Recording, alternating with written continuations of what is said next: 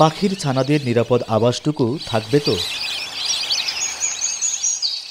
উন্নয়নের ধোঁয়া তুলে গাছ কাটার বদলে রোপিত নতুন চারায় ভবিষ্যতেই বা পাখপাখালির নিরাপদ আবাসের নিশ্চয়তা কতটুকু?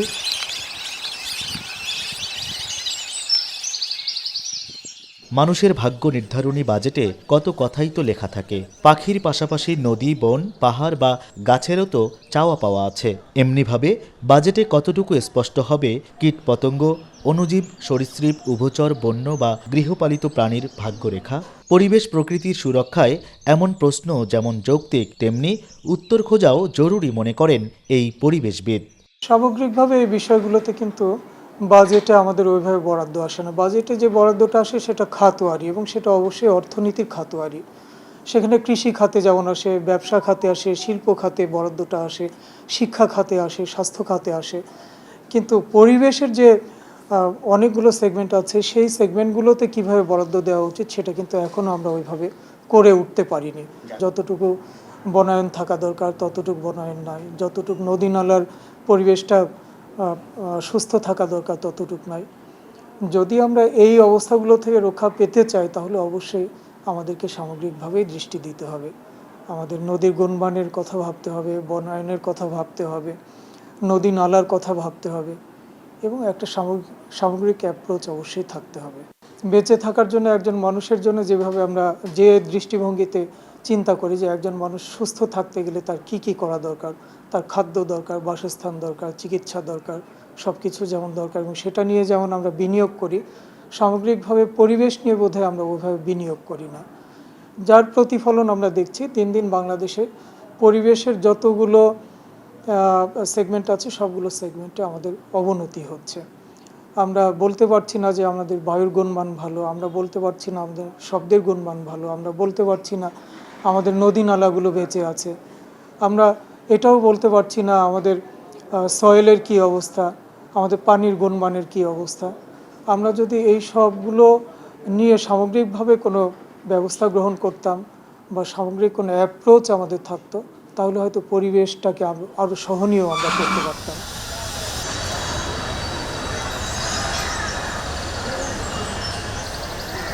সম্প্রতি অশান্ত প্রকৃতির নিষ্ঠুরতা দেখেছে গোটা দেশ। ৩৯ থেকে ৪১ ডিগ্রি তাপমাত্রায় টানা তাপপ্রবাহ যখন দহন জ্বালায় পরিণত হয়, তখন প্রকৃতিকে শান্ত করতে বৃক্ষরোপণের পরামর্শ আসে চারিদিক থেকে। কিন্তু বাস্তবতা কী? দেশের অধিকাংশ জেলার মতো বগুড়াতেও নেই সংরক্ষিত বনভূমি। এ যাবতে একটি গাছের চারাও কি রোপণ করেছে ইউনিয়ন পরিষদ বা পৌরসভা? গেল ২১ এপ্রিল গাছের চারা রোপণে স্থানীয় সরকার বিভাগের দেয়া নির্দেশনার বাস্তবায়নই বা কতদূর? এমন প্রশ্নে জনপ্রতিনিধিদের সোজাসাপটা উত্তর, বৃক্ষরোপণে নেই কোনো বরাদ্দ। আমরা প্রতি বছরই জুন মাসে বাজেট পেশ করি, কিন্তু এই পরিবেশ বাঁচানোর কথাগুলো উত্থাপন হয়, কিন্তু সরকার থেকে পরিষদ থেকে কোনো বরাদ্দ এই পরিবেশ বাঁচানোর জন্য কোনো বরাদ্দ আমরা পাই না। এই ১৫ বছর আমার অতীত হয়ে যাচ্ছে এই মেম্বার করাকালীন আমরা কোনোদিন পরিবেশ বাঁচানোর জন্য যে গাছ, রাস্তায় গাছ লাগান বা এই যে পাখির বাসা করা, এই ধরনের কোনো বরাদ্দ আমরা পাই না পরিষদে। এই জন্য আমরা পরিবেশ বাঁচানোর জন্য কিছু করতে পারি না। আমাদের প্রতি বছর যদি অর্থ বরাদ্দ করে যে পরিবেশ বাঁচানোর জন্য গাছ লাগান, এই রাস্তা দিয়ে ফাঁকা জায়গা আছে গাছ লাগান, এই যে বজ্রপাত হয় মানুষ মধ্যে তালের গাছ যদি লাগানো যায়, এই পদক্ষেপগুলো আমাদের পরিষদ থেকে এবং সরকারিভাবে কোনো উদ্যোগ নেয় না, অর্থ বরাদ্দ দেয় না। পরিবেশ অধিদপ্তর বুঝছেন, যদি গাছপালা লাগানো যায়, এবং আমরা বিগত করিনি, আমাদের পৌরসভার সীমিত পরিমাণ হলো আয়, আমাদের পৌরসভার রাজস্ব ১ কোটি টাকা রাজস্ব, আর আমাদের পৌরসভা কর্মচারী বেতন ভাতা দিয়ে এমন কিছু চলার মতো কিছু করাই যায় না। তারপরেও যদি সরকার যদি একটু সহযোগিতা করে, পরিবেশ গাছপালা লাগালে পরিবেশ রক্ষা হবে, দেশ রক্ষা হবে, সবাই রক্ষা হবে, দেশে বিপদ কম হবে, রাস্তাঘাটে সাইড দিয়ে হয়তো গাছপালা লাগান, তারা খুবই ভালো হয়। এটা যদি সরকার আংশিক কিছু বরাদ্দ দেয়, তার জন্য আমাদের জন্য সব পৌরসভা ইউনিয়ন পৌরসভার জন্য ভালো হয়। বন্যপ্রাণী ও পাখি এবং পরিবেশ সংরক্ষণ করতে গিয়ে বেশ কিছু বাধা বিপত্তির সম্মুখীন হয়, যেমন একটা আর্থিক বাজেট সংকট, এই বাজেট সংক্রান্ত দীর্ঘমেয়াদী পরিকল্পনা করতে হবে। আমাদের মতো বাংলাদেশে অনেক অসংখ্য পরিবেশবাদী সংগঠন আছে যারা স্বেচ্ছায় কাজ করে, তারা অনেক পর্যায়ে গিয়ে বাধা বিপত্তির সম্মুখীন হয়, যার ফলে আমরা অনেক কাজে অব্যাহত হয়ে থাকতে হয়। এবং যদি এইসব পর্যাপ্ত বাজেট এবং সুরক্ষা নিরাপত্তা সঠিক হয়, তাহলে আমাদের মতো বাংলাদেশে অনেক সংগঠন আছে যারা স্বেচ্ছায় এবং অবাধে কাজগুলো করতে পারবে। এদিকে জলবায়ু পরিবর্তনে বিরূপ প্রভাব মোকাবিলায় প্রতি বছর সংসদ সদস্যদের 5,000 করে গাছের চারা দেয়া হলেও এবার তাদের বরাদ্দ 2,000 কমিয়ে 3,000 করা হয়েছে। বগুড়ায় কাঁচা পাকা মিলে এলজিইডির এমন সড়ক আছে 6,778 কিলোমিটার, সড়ক ও জনপথ বিভাগের 550, প্রায় 65 কিলোমিটার রেলপথ আর পানি উন্নয়ন বোর্ডের বাঁধের দৈর্ঘ্য 94 কিলোমিটার। কোনো কোনো বন্যা নিয়ন্ত্রণ বাঁধে গাছ চোখে পড়লেও বেশিরভাগ সড়কই তো বৃক্ষশূন্য। বন বিভাগ বলছে 2023-24 অর্থবছরে বগুড়া ও জয়পুরহাট মিলে 20 কিলোমিটার সড়কের জন্য তাদের বরাদ্দ মাত্র 20,000 গাছ। চাইলেও সব রাস্তায় গাছ লাগানোর সুযোগ নেই প্রতিষ্ঠানটির। মানুষ বেঁচে থাকার জন্য যে মৌলিক অধিকারগুলো আছে, আমাদের খাদ্য, বস্ত্র, অন্ন, বাসস্থান, এগুলো তো আমাদের এসেনশিয়াল। সাথে সাথে আমরা যদি সুস্থ পরিবেশ যদি না পাই, তাহলে শুধুমাত্র ওই মৌলিক অধিকারগুলো বাস্তবায়ন হলেই কিন্তু হবে না। যতই ভালো সব বাকি মৌলিক অধিকার সবই পেলেন, বাট আপনি কিন্তু টিকে থাকা মুশকিল, সাস্টেনেবল থাকা মুশকিল।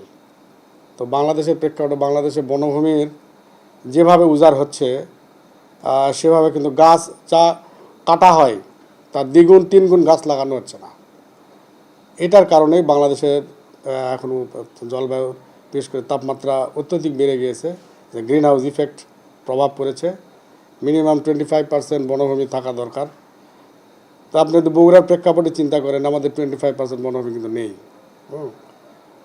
কিছু কিছু এলাকায় যেমন আমাদের জীববৈচিত্র্য রিচ সমৃদ্ধ এলাকা, যেটা বোটানির ভাষায় আমরা বলি হটস্পট, সাসাজ আপনার চট্টগ্রাম আছে, সিলেট, এদিকে সুন্দরবন এলাকাটা আমাদের অনেক এক্ষেত্রে আমাদের প্রোটেক্ট দিচ্ছে। তো এই সমতল ভূমিতে কিন্তু সে হারে বনভূমি গড়ে উঠতেছে না। গাছের বিকল্প নাই, অক্সিজেন দিবে কে? অক্সিজেনের অভাবেই তো এগুলো হচ্ছে। অক্সিজেনের ঘাটতি ঘটতেছে, কার্বন ডাইঅক্সাইড বেড়ে যাচ্ছে, ইমব্যালেন্স, যার কারণে তাপমাত্রা ইনক্রিজ করছে। সরকার আমাকে যে বরাদ্দ দেয়, সেই বরাদ্দের ভিত্তিতে আমরা এই সমস্ত ফাঁকা ল্যান্ডগুলোতে প্রথমে আমরা কার্যক্রম করি। যেমন আমার এই 23-24 আর্থিক সালে বগুড়া সামাজিক বন বিভাগে আমার এখানে 20 কিলোমিটার করছে একটা বরাদ্দ আসছে সরকার থেকে। তো এই 20 কিলোমিটার বনায়ন ধরেন আমি নন্দীগ্রামে 5 কিলোমিটার করব, জয়পুরহাটে 5 কিলোমিটার করব, শেরপুরে 5 কিলোমিটার করব এবং নন্দীগ্রামে আরও 5 কিলোমিটার করব, দুপচাচিয়া 5 কিলোমিটার করব। এই হলো 20 কিলোমিটার। এই 20 কিলোমিটার বরাদ্দ দিয়ে আসলে আপনি ফাঁকায় দেখবেন আমার এখানে ধরেন এখানে কয়েক শত কিলোমিটার করার এখানে সুযোগ আছে, কিন্তু সেই হিসেবে সরকারি বরাদ্দটা আমাদের কাছে কম, সেই জন্য আমরা সম্পূর্ণ একবারে কভার করতে পারি না। আমাদের স্বল্পতা আছে, জনবলের স্বল্পতা আছে। জনবলের স্বল্পতার বিষয়টা আমরা সরকারকে অবহিত করেছি, যখন যেভাবে বরাদ্দ দেবে আমরা সেইভাবে কাজে লাগাবো।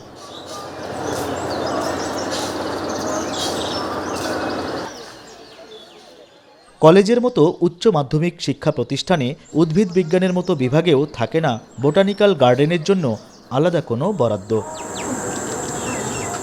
পরিবেশ প্রকৃতির সুরক্ষায় বড় ভূমিকা রেখে চলার কথা যে নদ নদীগুলোর নিজের অস্তিত্বের প্রশ্নে লজ্জায় মুখ লুকোয় ভদ্রাবতীর মতো দখল দূষণে বিপন্ন এই অঞ্চলের প্রায় নদী। জলবায়ু পরিবর্তনের অভিঘাতে ক্রমাগত চারিদিকে যখন বিপদ ঘনীভূত হচ্ছে, তখনও নদী নালা, খালবিল, পুকুর, জলাশয় রক্ষায় তেমন কোনো উদ্যোগ নেই। আগামী প্রজন্মের জন্য একটি নিরাপদ আবাসভূমি রেখে যেতে হলে এখনই এদিকে নজর দেওয়ার তাগিদ পরিবেশবিদদের। হেদায়েতুল ইসলাম বাবু, এখন বগুড়া। শিয়া বাটার, অ্যালোভেরা ও ভিটামিন ই সমৃদ্ধ লিলি বিউটি সোপ।